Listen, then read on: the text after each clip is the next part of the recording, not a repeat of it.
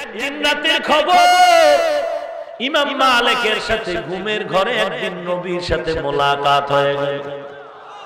কার সাথে? কার সাথে? রাহমাতুল লিল আলামিনের সাথে মোলাকাত হয়ে গেল। আল্লাহর কাছে শুকর আদায় করা দরকার, যারা ঘুমের ঘরে মদিনার নবীর সাথে মোলাকাত পেয়েছে, আর তারাই নবীর সাথে মোলাকাত পাবে যাদের সুন্নতের আমল মজবুত। এরে নবীর উম্মতের দল, ইমাম মালিক ঘুমের ঘরে নবীর সাথে কথা বলার সুযোগ পেয়ে হঠাৎ একটা প্রশ্ন করে ফেললেন, ও পয়গম্বর, আমি মদিনার এক আশিক ইমাম মালিক, আমার মক্কায় যাইতে মনে চায়, বড় অন্তরে টান, কিন্তু হায়াত আর বাকি কত জানি না। আপনি যেহেতু আল্লাহর সাথে এখন ডাইরেক্ট আপনার যোগাযোগ, কারণ নবী আপনিই তো বলেছেন সমস্ত নবীরা কবরের মধ্যে জিন্দা, আল্লাহর মারিফতে নিমজ্জিত অবস্থায় আছে। আওলাদে রাসূল হুসাইন আহমদ মদনী রাহমাতুল্লাহ আলাইহি মদিনার নবীর রওজার পাশে হাদিস পড়াচ্ছেন।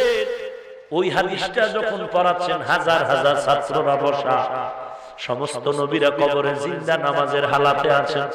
একজন ছাত্র দাঁড়ায় কয়, হযরত, নবীরা নামাজ কেমনে পড়ে এটা কেমনে বুঝবো?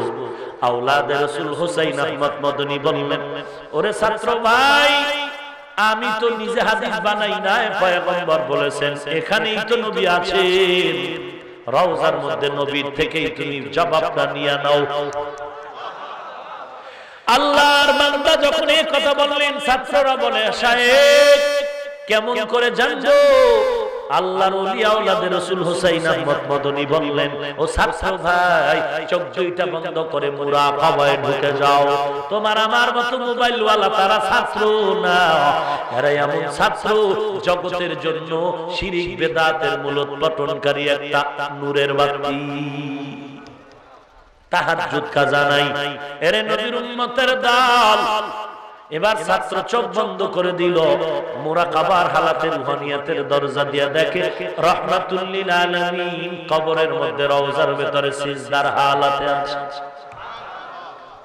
ইমাম মালিক প্রশ্ন করলেন, ও পয়গম্বর, আল্লাহর সাথে এখন আপনার ডাইরেক্ট যোগাযোগ, একটু যদি আমাকে আল্লাহ থেকে জেনে বলতেন আমার হায়াত আর বাকি কত। যদি বলেন আমার হায়াত 2 বছর আছে, আমি 2 বার বাইতুল্লাহ গিয়া হজ করব, ফাঁকে ফাঁকে উমরা করব। ইমাম মালিক প্রশ্নটা করা মাত্র রাহমাতুল লিল আলামিন ডান হাত মোবারক উঁচু করে 5টা আঙ্গুল ইমাম মালিকের নবী দেখায় দিলেন।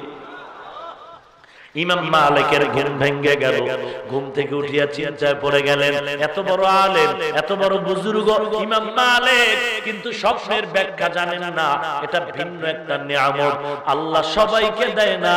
ইমাম মালিক চিন্তায় পড়ে গেলেন, মায়ার নবী আমাকে হায়াত কত আছে জানতে চাওয়ায় 5টা আঙ্গুল দেখায় নবী কি বুঝাইলেন? আমার হায়াত 5 বছর নাকি 5 মাস নাকি 5 দিন নাকি 5 ঘন্টা, কি বুঝবো? বুঝার উপায় নাই। খাদেমের ডেকে বলে, রে খাদেম, এই যুগের শ্রেষ্ঠ স্বপ্নের ব্যাখ্যাকারী আলেম আল্লামা ইবনে সিরিন রাহমাতুল্লাহ আলাইহি তা'বীরুর রুইয়া নামক স্বপ্নের ব্যাখ্যার কিতাব লিখেছেন, একটু যাও যাও স্বপ্নের ব্যাখ্যাটা জেনে আসো। নবীজি 5 আঙ্গুল উঁচু করে কি ইশারা করলেন? খাদেম চলে গেল, শর্ত একটা দিয়ে দিলেন, খবরদার আমি মালিকের নাম তার কাছে তুমি প্রকাশ করবা না, কোন এক ব্যক্তি দেখছে বলে ব্যাখ্যা নিয়ে আসো। খাদেম চলে গেলেন।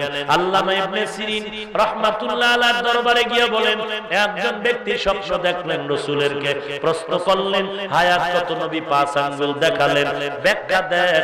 ইবনে সিরিন বলে, স্বপ্ন দেখলো কে? খাদেম বলে, স্বপ্ন যেই দেখুক না কেন নাম বলা যাবে না। ইবনে সিরিন কয়, তাড়াতাড়ি দূর দাও, ব্যাখ্যাও দেওয়া যাবে না। কারণ স্বপ্নের ব্যাখ্যা দেওয়ার আগে মূলনীতি হলো কে স্বপ্ন দেখলো তার আগে পরিচয় দরকার। কারণ স্বপ্ন যদি কোনো ভণ্ড বেদাতীরা দেখে, ব্যাখ্যা হবে জাহান্নাম। আর যদি স্বপ্ন কোনো সুন্নতের আমলওয়ালা তাহাজ্জুদওয়ালা কান্নাওয়ালা দেখে, তখন তার ব্যাখ্যা হবে সিরাতাল মুস্তাকিম। এবার খাদেম আবার দৌড়ায় গেলেন। ইমাম মালিক হযরত নাম না বললে ব্যাখ্যা হবে না। ইমাম মালিক বলে যাও যাও নামটা বলে দাও। এবার ইমাম মালিকের খাদেম আবার দৌড়ায় গেলেন, ইবনে সিরিনের কাছে নাম বলে দিলেন। কে স্বপ্ন দেখেছেন? বলে ইমাম মালিক। বলে তাড়াতাড়ি শোনায়া দাও। আল্লাহর নবী পাঁচ আঙ্গুল মোবারক উঁচু করে ইমাম মালিকের ইশারা করে বুঝায় দিলেন, ও মালিক, পাঁচটা ইলমের খবর আল্লাহ ছাড়া আমি নবীর কাছেও নাই।